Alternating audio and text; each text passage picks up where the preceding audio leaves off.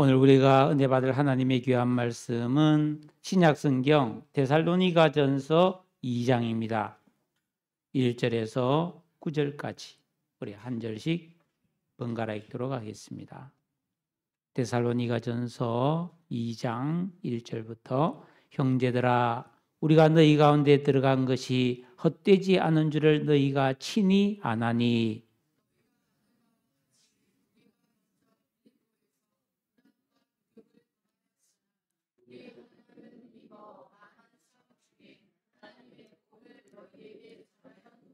우리의 권면은 간사함이나 부정해서 난 것이 아니요 속임수로 하는 것도 아니라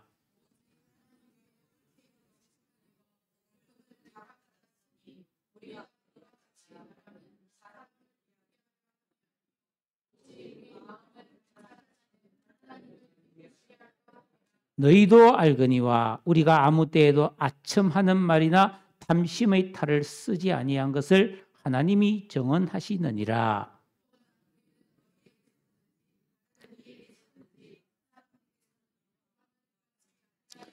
우리는 그리스도의 사도로서 마땅히 권위를 주장할 수 있으나 도리어 너희 가운데서 유순한 자가 되어 유모가 자기 자녀를 기름같이 하였으니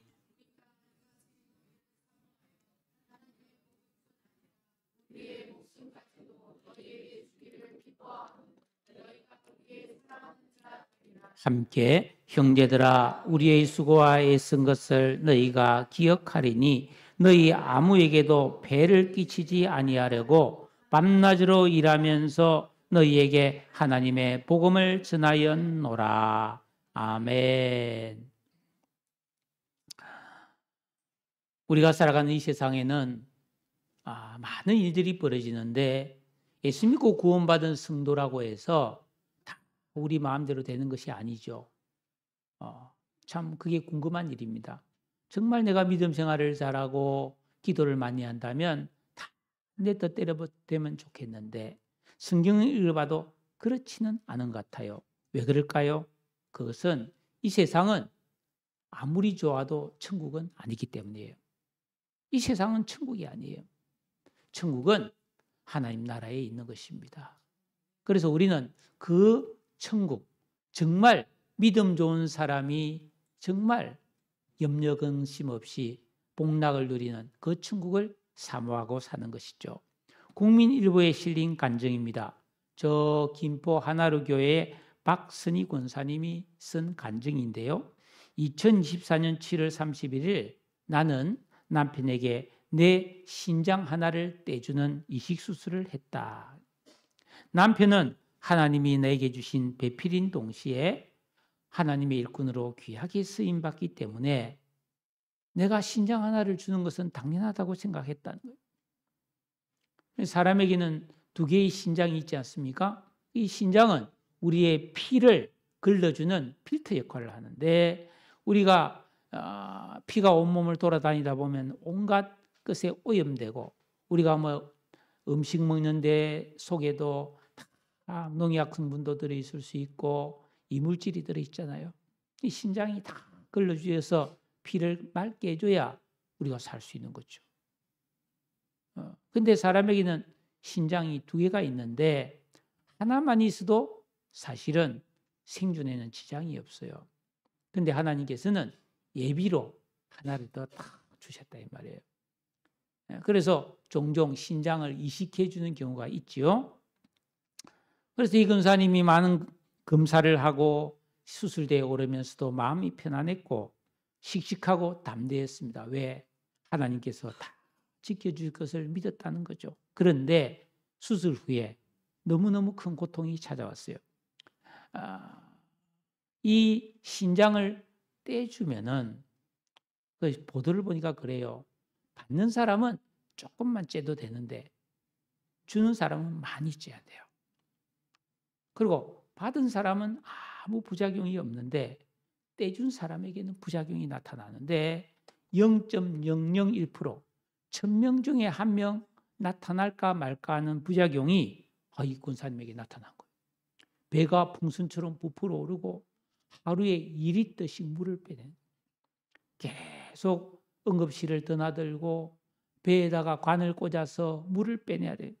밤에 화장실도 혼자 못 가고 누워서 내가 왜 이렇게 된 거지? 하고 낙심했다는 거예요.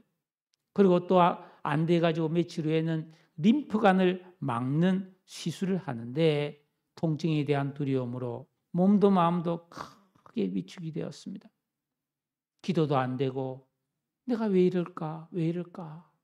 왜 하나님이 내 기도를 안 들어주실까? 이렇게 하고 있는데 작은 딸이 잔소리를 했어요. 엄마! 더 큰 이식 수술도 감기 치료하듯 잘했잖아. 엄마 기도하면서 정신 차려요.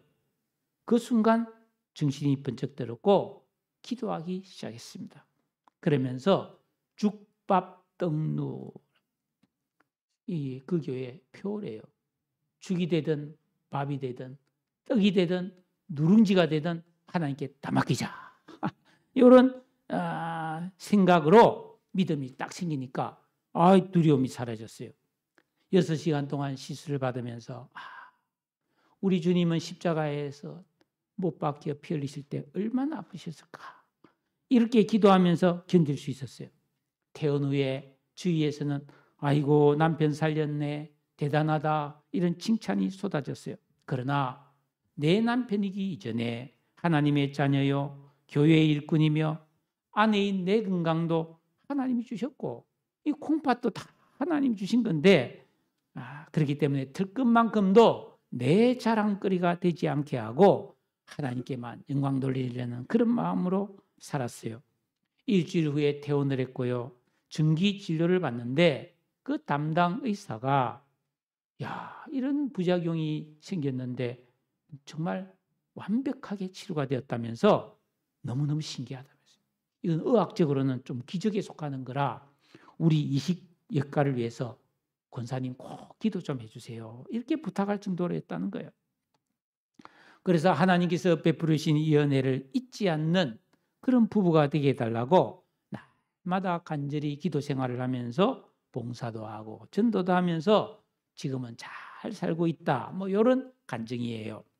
시편 191편 119편 71절에 보면 고난당하는 것이 내게 유익이라 이로 말미암아 내가 주의 율례들을 배우게 되었나이다. 이 고난을 통해서 하나님의 깊은 은혜를 체험한다. 이 쉬운 일이 아니잖아요. 이 말씀을 우리가 온전히 체험하게 되면 영적으로 크게 성장하게 됩니다. 견고한 심지와 담대한 믿음의 담력을 가질 수가 있습니다.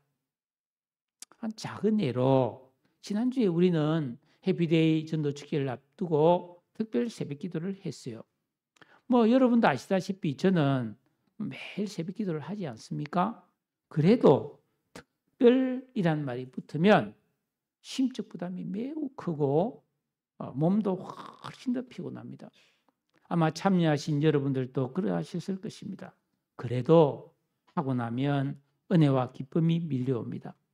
사회를 보는 우리 집사님, 또 기도하는 권사님, 또 특송을 했던 우리 모든 성가대원들, 교사들, 또 어린이 학생들까지, 청년들까지 그 모습을 볼 때 위로가 되었고 큰 기쁨이 왔어요. 힘들고 부담스러우니 그냥 조용히 예배만 드리자. 전도와 선교 그런 거 말고 순종하라, 헌신하라 말 이런 것도 필요 없고 그냥 편안하게 신앙생활하는 것 과연 그게 행복일까요? 그건 아닌 것 같죠. 오늘 우리가 본 이 데살로니가 전서는 사도 바울이 2차 전도 여행 중에 복음을 전해서 세워진 교회입니다. 사도행전 17장을 보면은 이 바울과 실루아노라고 되어 있는데 또 디모데와 누가가 빌립보에서 전도하다가 체포되어 많은 매를 맞고 옥에 갇혔다가 기적처럼 풀려난 후에 데살로니가에 왔어요. 이 지도를 한번 보시면은 암비볼리와 아볼로니아를 거쳐 데살로니가에 도착했다 되어 있습니다. 그러니까 이 빌립보에서 복음을 전했어요. 근데 폭동이 일어나가지고 매를 맞고 감옥에 갇혔다가 풀려나서 암비볼리, 아볼로니아, 데살로니가에 왔어요. 이 거리가 서울에서 김천 정도 거리가 된다고 해요. 근데 여기서 또 폭동이 일어난 거예요. 그 바울은 한밤중에 야반 도주를 해서 베레아로 갑니다. 에? 그리고 아덴으로 가요. 여기 아테네죠, 아테네.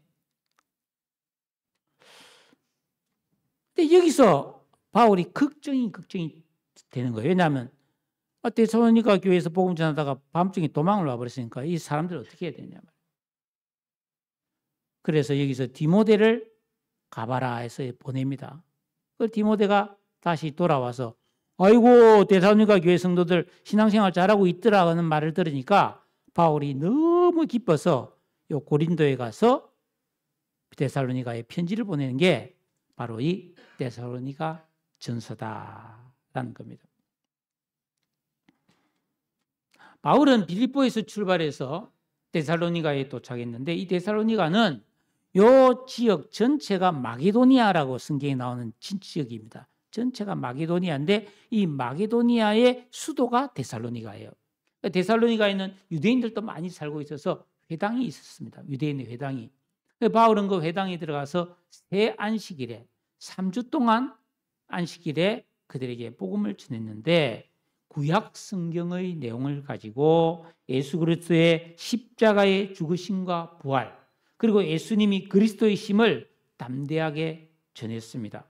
그랬더니 놀랍게도 이 복음을 듣고 그 회당에 들어온 경건한 헬라인의 큰 무리와 적지 않은 귀족들 부인들이 복음을 믿어서 그 데살로니가에 교회가 세워졌습니다. 그런데 유대인의 회당은 원래 유대인들이 율법을 지키는 유대교 신자들이 있는 곳이다. 그런데 유대교를 믿으러 왔는데 바울이 복음을 전함으로써 이 사람들이 예수를 믿으니까 이 사람들이 시기심이 확 나가지고 이 가짜들이죠. 시장 바닥에 있는 불량배들을 데려다가 이 바울의 해치는 폭동을 일으킵니다. 그러자 사람들이 빨리 피해라고 바울 보고 그 잘못하면 큰일 난다고. 그래서 바울이 한밤중에 교인들에게 인사도 못하고 그 도시를 탈출해서 베레아를 거쳐 아덴까지 갔다라는 것입니다. 앞에도 말했다시피 그 아덴에서 디모데를 보내가지고 상황을 알아보게 했는데 디모데가 돌아와서 데살로니가 교회 성도들이 한밤중에 도망간 바울의 그 사정을 10분이 이해하고 믿음을 굳게 지키면서 박해와 환난이 있음에도 불구하고 신앙생활을 너무너무 잘하고 있다는 거죠. 강력한 바울이 고린도에서 이 편지를 기록했어요. 1절에 뭐라고 되어 있어요? 형제들아 우리가 너희 가운데 들어간 것이 헛되지 않은 줄을 너희가 친히 아나니. 바울 일행은 데살로니가에서 3주 동안 복음 전했다 했죠. 근데 어쩔 수 없이 급히 한밤중에 도망을 왔다 그랬죠. 대적자들은 이 사실을 떠들며 중상모략을 했습니다. 바울 봐라, 저 겁쟁이야, 거짓말쟁이야, 너희들을 사랑하지 않아, 사기꾼이야. 이런 굴욕적인 비난을 받았습니다. 바울도 자기가 어쩔 수 없는 상황이었다 해도 야반도주한 것은 사실이므로 그게 몹시 괴로웠어요. 그래서 이제 이 말을 하고 있는 겁니다. 바울이 본의 아니게 인사도 없이 급히 데살로니가를 떠나긴 했지만 3주 동안 사역이 결코 헛된 일이 아니었음을 그 데살로니가 교회 성도들이 충분히 이해하고 있다는 말이죠. 왜냐하면 이방인들은 우상을 섬기는데 특히 헬라 사람들은 그 올림푸스 산의 12신이라고 하는 제우스, 헤르메스, 또 뭡니까? 아폴로, 헤라클레, 뭡니까? 힘센 사람, 헤라클레스, 예, 이런 신을 믿었잖아요. 아무 허구잖아요. 인간이 만들어낸 신화잖아요. 그거는. 그 실제 존재하지도 않잖아요. 소망이 없는 사람인데 그들이 바울로부터 예수 그리스도를 믿고 구원을 받아서 거듭난 하나님의 자녀가 되었다. 영생의 소망을 갖게 되었다. 그러면서 교회가 세워져서 사랑의 수고를 하면서 영적 교제를 나누면서 영원한 소망을 품고 살고 있는 게 너무너무 감사하므로 이 바울의 사역은 보람이 있고 충분한 의미와 가치가 있었다라는 거예요. 그렇습니다. 여러분, 우리가 복음을 전한다는 것은 어마어마한 가치가 있는 거죠. 여러분, 죽을 병에 걸린 사람을 치료해 주면 그 대단한 거 아니에요? 그러나 그 사람 다시 죽습니다. 대단하지만. 근데 우리가 영원히 지옥에 갈 사람을 천국으로 갈 수 있도록 인도했다는 건 이게 엄청난 일이잖아요. 복음 전파는 정말 대단한 일이에요.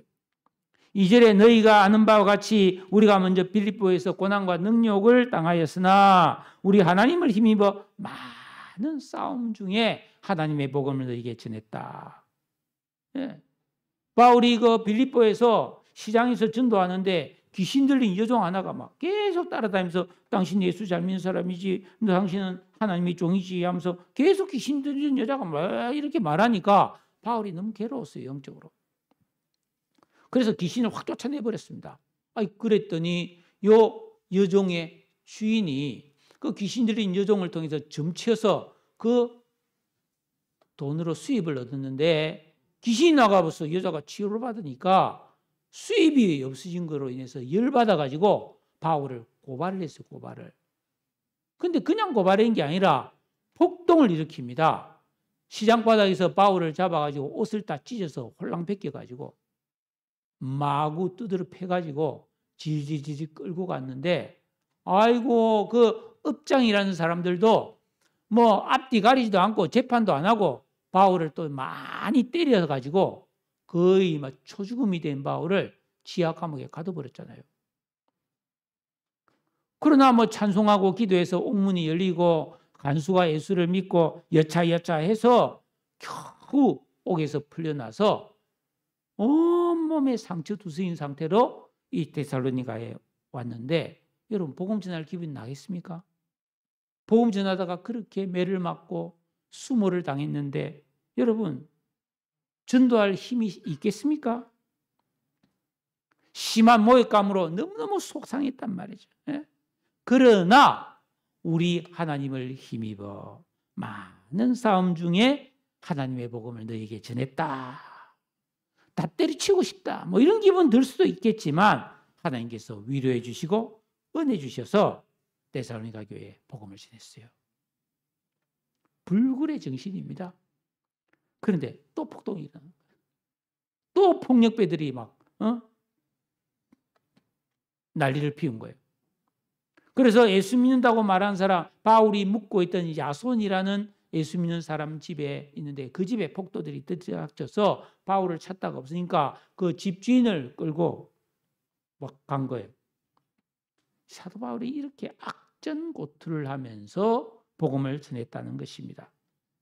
그러나 바울은 어쩔 수 없이 데살로니가를 떠났는데 이 도망간 것이 자기 자신의 안위를 위한 것이 아니었다는 것입니다.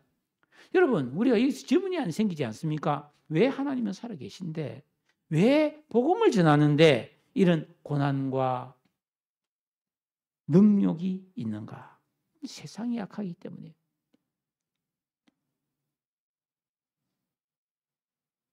요즘 학교에서 학교 폭력이 많다. 그리고 상반기에만 올해 1월부터 6월까지 매 맞는 선생님들이 수백 명이에요. 아니 선생님이 학교에서 아이들에게 공부 가르쳐주고 수업 시간에 핸드폰 꺼내고 장난치기에 핸드폰 넣으라 했다고 그 선생님 두드려 패는 학생들이 몇백 명이나 있다. 이해가 됩니까? 그러나 이해가 되죠. 왜? 그만큼 세상이 악해졌다. 권위에 순종하지 않는 악한 시대가 되어버렸다. 그래서 우리가 복음을 전하려고 하면은 반드시 이런 어려움 속에서 낙심하지 않기 위하여 하나님을 힘입어야 되는 거예요. 하나님 주시는 은혜와 능력을 받아서 두려움을 극복하고 영적 싸움을 싸우면서 복음을 전해야 하는 것입니다.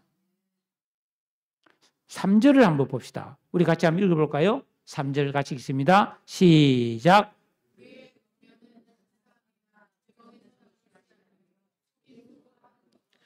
바울이 데살로니가 사람들에게 예수 그리스도의 죽으심과 부활에 대해서 이런 복음을 전한 것은 감사한 일이 아니다. 속임수나 그들을 꼬드겨서 뭘 해보겠다는 뜻이 아니었다는 거예요. 그들을 구원하기 위해서라는 거예요.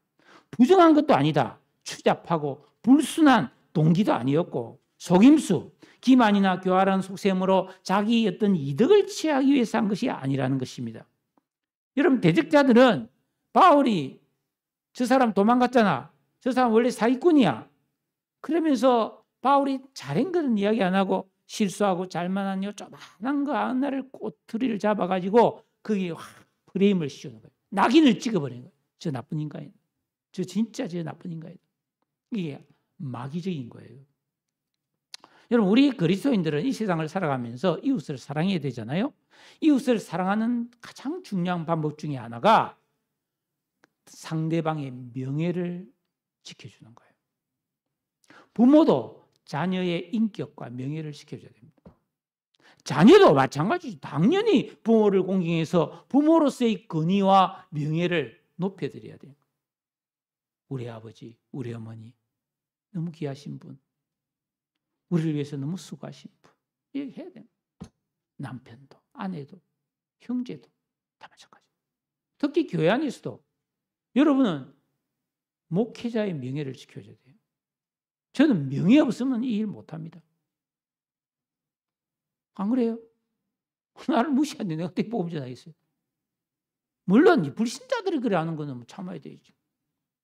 저도 마찬가지예요. 우리 장로님이나 권사님이나 우리 집사님이나 우리 청년들, 우리 어린이들도 인격을 존중하고 그 참 존귀하신 하나님을 믿는 자녀된 것을 인정하고 사랑하고 높여야죠. 근데 악한 사람들은 그 사람의 잘못, 약점을 탁 집어가지고 무시하고 아주 비난하고 이렇게 프레임을 확 씌워버리는 것은 너무너무 큰 죄요, 마귀적이라는 것입니다. 여러분, 예나 지금이나 이런 불순한 의도를 가지고 부정과 속임수로 자기 유익을 취하는 거짓 선자들이 이 세상에는 사실 많았어요. 그러나 바울은 사절에 있는 것처럼 오직 하나님의 옳게 여기심을 입어서 이 복음을 위탁받았다. 바울은 평생 복음을 전하면서 당신 가짜 아니야? 당신 사입이 아니야? 이런 의심과 비난을 많이 받았어요. 그래서 진땀을 흘리면서 여기저기서 해명을 해야 했습니다. 디모데전서 1장 12절에 보면 나를 능하게 하신 그리스도 예수 우리 주께 내가 감사함은 나를 충성되이 여겨 내게 직분을 맡기심이니 이를 위하여 내가 전파하는 자와 사도로 세우심을 입은 것은 참말이요 거짓말이 아니니 믿음과 진리 안에서 내가 이방인의 스승이 되었노라. 바울이 전도자가 된 것은 전적으로 하나님의 선하신 뜻에 의해 합당한 자격을 인정받아서 전도자가 됐다는 거예요. 그러면서 4절 뒤에 우리가 이같이 말하면 하나님을 기쁘시게 하려 하면 아니고 사람을 기쁘게 하려 함이고 우리 마음을 감찰하시는 하나님을 기쁘시게 하려 함이라고 했어요. 바울이 최선을 다해서 복음을 전하는 동기는 자신의 유익과 기쁨을 위해서가 아니라는 겁니다. 그렇기 때문에 비난을 받고 고난을 당해도 이겨낼 수 있는 거예요. 사람의 깊은 마음속을 다 아시는 하나님께 순종함으로 하나님을 기쁘시게 하기 위함이었다는 겁니다. 복음성에 나 주님의 기쁨 되기 원하네 그런 말이 있잖아요. 이게 우리 전도자의 자세라는 겁니다. 여러분 우리가 복음 전하면서 낙심하지 않으려면은 내 기쁨을 위해서가 아니라 하나님의 영광을 위해서 할 때에 우리는 어떤 시련에도 굴하지 않고 이겨낼 수 있을 줄로 믿습니다. 우리가 복음을 전하는 이유, 수고를 마다하지 않는 헌신. 교회 헌신도 마찬가지입니다. 성가대로, 교사로, 여러 식당 봉사로 하다가 낙심하고 절망하면 안 되는 거예요. 왜? 이건 하나님의 영광을 위해서 하는 거고 주의 몸된 교회를 섬기는 것이고 이건 그 자체로가 영광스럽고 장차 하나님께 받을 상이 있다는 겁니다. 예? 사람이 알아주지 않는다고 해서 낙심할 필요가 없다라는 겁니다. 복음을 전하면 때로 모함을 당하기도 하고 아무리 전해도 속이의 경읽기처럼 헛수고처럼 느껴지는 속상함이 있지 않습니까? 그럼에도 불구하고 우리가 복음을 전해야 되는 이유는 전도와 선교는 하나님이 기뻐하신 일이고 명령이기 때문이라는 것입니다. 골로새 1장 10절에서 주께 합당하게 행하여 범사에 기쁘시게 하고 기쁨으로 모든 견딤과 오래 참음에 이르게 하시고 그랬습니다. 믿음의 전도는 하나님을 기쁘시게 하고 장차 받을 상이 크고 영광스러울 줄로 믿으시기를 바랍니다. 또 5절입니다. 같이 읽게요. 5절 같이 읽겠습니다. 시작.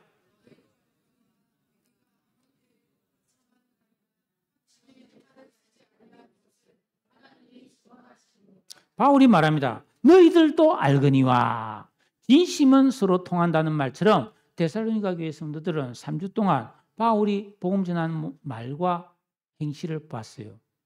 그래서 충분히 바울의 진심을 알고 있었다는 말이죠. 왜? 바울은 복음을 전할 때 아첨의 말을 하지 않았다는 겁니다. 내가 어떤 이득을 위해서 미사여구나 과장된 말로 부풀리지 않았다는 겁니다. 그러니까 우리는 복음 전할 때 아첨할 필요가 없어요. 잘 보이려고 할 필요가 없다는 거예요. 복음을 그냥 담대하게 소박하게 전하면 됩니다. 또 탐심의 탈을 쓰지 않았다. 복음이라는 허울 좋은 구실을 내세워 자기의 어떤 이득과 욕심을 채우는 위선적인 가면을 쓰지 않았다. 이 페르소나라고 하는데 이 가면을 쓰지 않았다는 겁니다. 이 모든 것을 아시는 하나님 앞에서 나는 당당하다. 이 솔직하게 고백했던 거죠. 이게 전도자의 자세입니다. 내가 내 유익을 위해서 했다면 부끄러운 일이라는 거예요.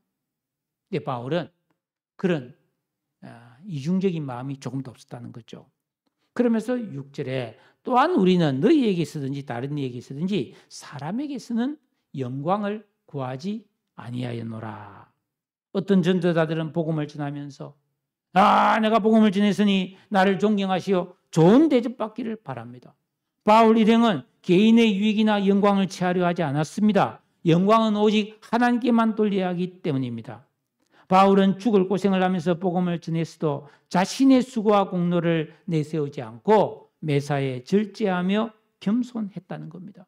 고린도전서 9장 11절에 우리가 너희에게 신령한 것을 뿌려선적 너희의 육적인 것을 거두기로 과하겠느냐.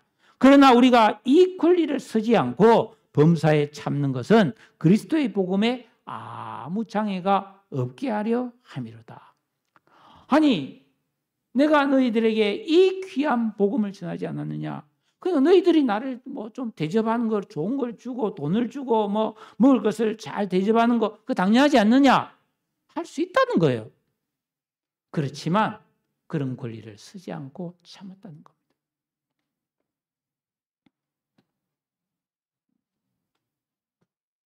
얼마나 겸손하고 신실합니까?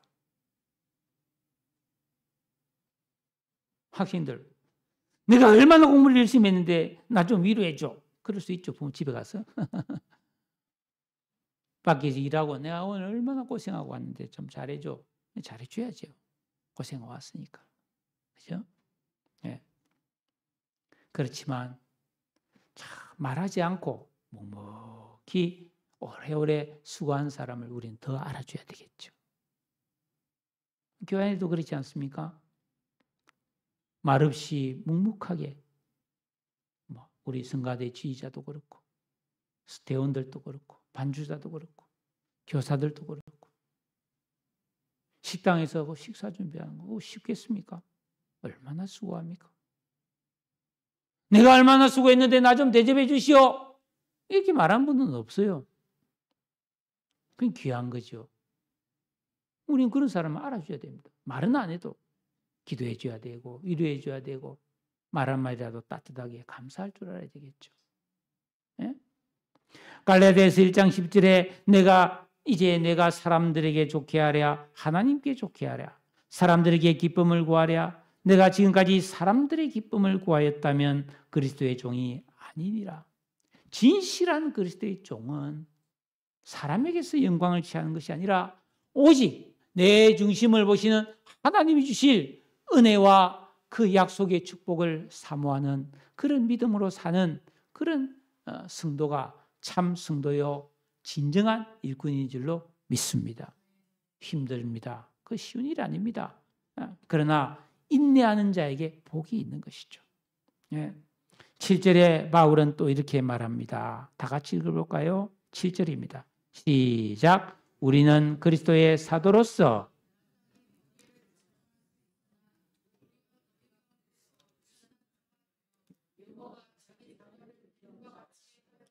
바울은 그리스도의 사도로 탁월한 권위를 가지고 있었어요. 사도직이에요. 성경에 대한 해박한 지식과 복음 전도자로 많은 훈련을 받고 교회를 세운 공로가 있었습니다. 그러나 바울 일행은 사람들에게서 아이고 대단합니다. 당신 정말 훌륭합니다. 이런 좋은 평판과 존경과 대접을 요만큼도 기대하지 않았다는 겁니다. 이게 쉬운 일이 아니잖아요. 도리어 나는 유순한 자가 되었다. 근데 이 유순한 자는 네피오이라는 헬라어인데 어린아이처럼 되었다라는 말입니다. 그러면 바울이 나는 어린아이와 같이 되었다. 이 말이 무슨 말일까요? 저는 이 말을 보면서 이게 도대체 무슨 말일까 하고 기도하는데 정말 성령께서 놀라운 그런 참 말씀 한 절을 떠올리게 해주셨어요. 그게 시편 131편 1절 2절인데 여호와여 내 마음이 교만하지 아니하고 내 눈이 오만하지 아니하오며 내가 큰 일과 감당하지 못할 놀라운 일을 하려고 힘쓰지 아니하나이다. 실로 내가 내 영혼으로 고요하고 평온하게 하기를 젖된 아이가 그의 어머니 품에 있음같게 하였나니 내 영혼이 젖된 아이와 같도다. 여러분 내 영혼이 젖된 아이와 같단 말이 뭔 말일까요? 여러분 갓난 아기가 젖을 먹는 아이는 엄마가 안아주면 그냥 젖을 먹으려고 막 달려듭니다. 그 엄마가 안아만 주고 젖 안 주면 빼 웁니다. 그러면 이제 젖을 물리면 애가 울음을 그치죠. 그런데 젖된 아이는 어떻습니까? 엄마가 안아만 줘도 좋은 거예요. 더 이상 필요 없어. 안아만 줘도 엄마 품 안에 들어오면 좋은 거예요. 그러니까 우리 영혼이 젖된 아이와 같은 말은 무슨 말입니까? 내가 이 땅에서 수고하고 고생하며 살아도 그래. 그래도 나는 구원받지 않았냐? 내가 구원받은 하나님의 자녀가 된 것만으로 감격하는 거예요. 지옥 갈 죄인이 내가 아무 공로 없이 예수님이 나를 위해 십자가에 피 흘려 돌아가셨어. 내가 그 공로로 예수님 거에 구원받았는데 내가 뭐가 더 필요하냐면 예수님 한 분만으로 충분합니다. 이게 내 영혼이 젖된 아이가 된 심정이에요.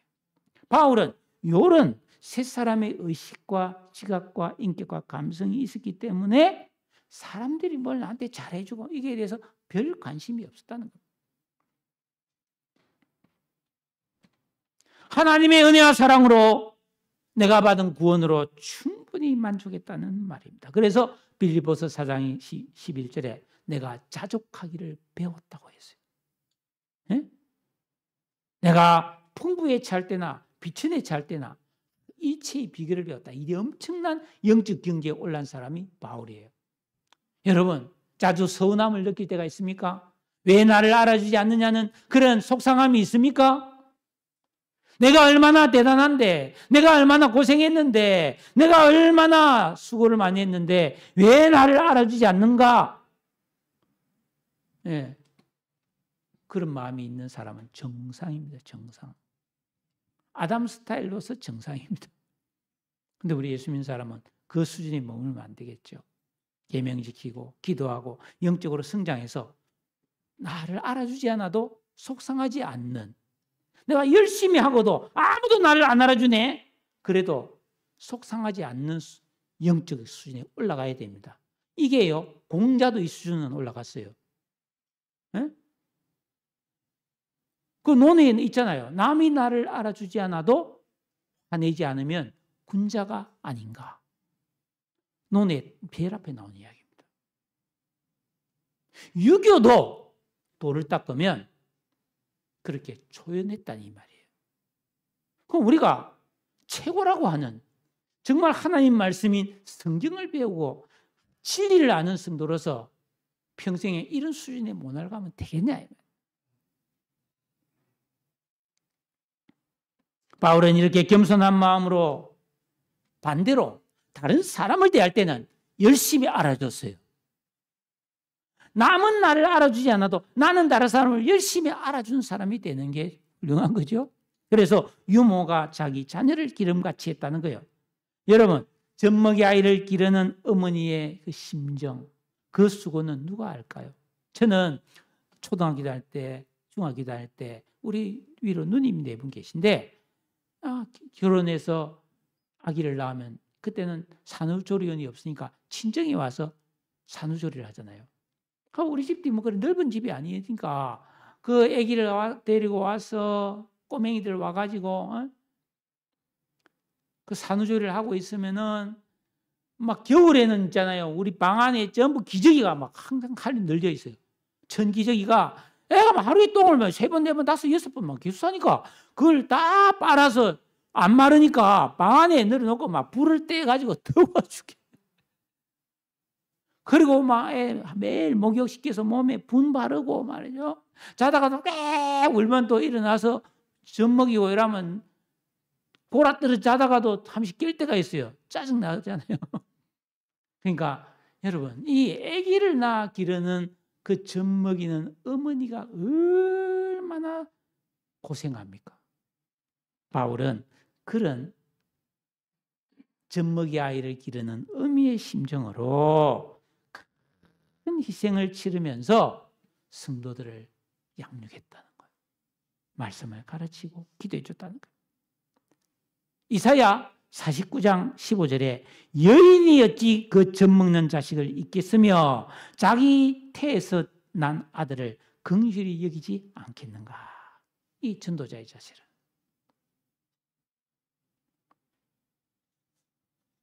예수 믿는 거요.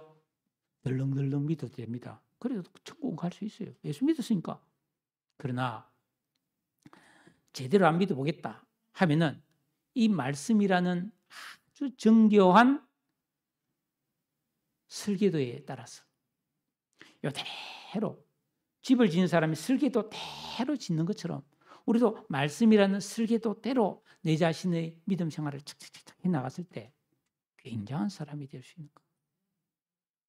8절에 우리가 이같이 너희를 사모하여 부모가 자식을 늘 보고 싶고 걱정하고 지극정성으로 돌보자. 네? 우리 정부기 지사님 박정수 권사님 가족들이 있지만은 손주들 많잖아요. 학교 가고 어디 가면 부모는 말할 것도 없고 생각하지 않겠어요? 잘 있는지 건강한지. 네? 바울은 늘 성도와 교회를 생각했다는 거예요.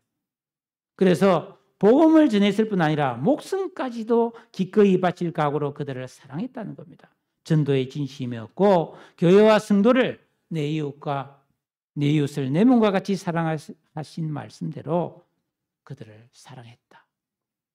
세 사람의 의식입니다. 마지막 9절입니다. 네, 한번 읽고 마치겠습니다. 9절 시작.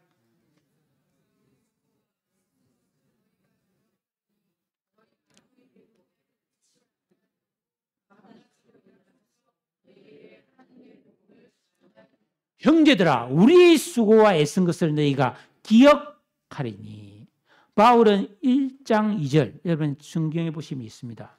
데살로니가 교회 성도들로 말미암아 항상 하나님께 감사하며 기도할 때 너희를 기억했다라고 말하고 있고 1장 3절에서는 너희 믿음의 역사와 사랑의 수고와 우리 예수 그리스도에 대한 소망의 인내를 우리 하나님 아버지 앞에서 끊임없이 기억한다고 했어요. 바울은 데살로니가 교회 성도들의 그 수고하는 믿음, 박해를 견디면서 고생하면서 그럼에도 불구하고 올바르게 믿으려고 몸부림치고 다 내가 알고 있다. 잊지 않는다. 그래서 내가 기도하고 있다고 격려하고 있는 거예요. 여러분 사랑은 피차에 주고받는 것입니다. 데살로니가 교회 성도들도 그들이 눈으로 보고 마음으로 느꼈던 그 바울의 수고와 애쓴 것을 기억할 수 있어야 된다는 거예요. 여러분들은 우리 성가대원들의 그 수고를 기억해야 됩니다. 안 그래요? 연습하고 준비하고 성가대원들 더 열심히 해야지. 미리미리 와서 연습해야지. 지휘자의 수고를 성가대는 알아야 돼요. 지휘하는데 연습을 안 해가지고 잘 안 되면 상한 일이 아니겠습니까?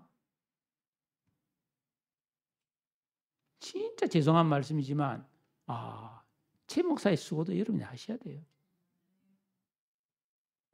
앞에도 말했다시피 식당 봉사자의 수고, 우리 교사들의 수고,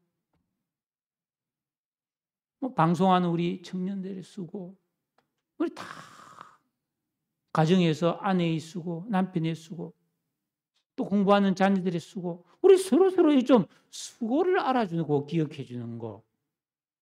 나만 힘든 거, 나만 지금 고생한, 나를 좀 알아달라. 그러면 안 되겠지요.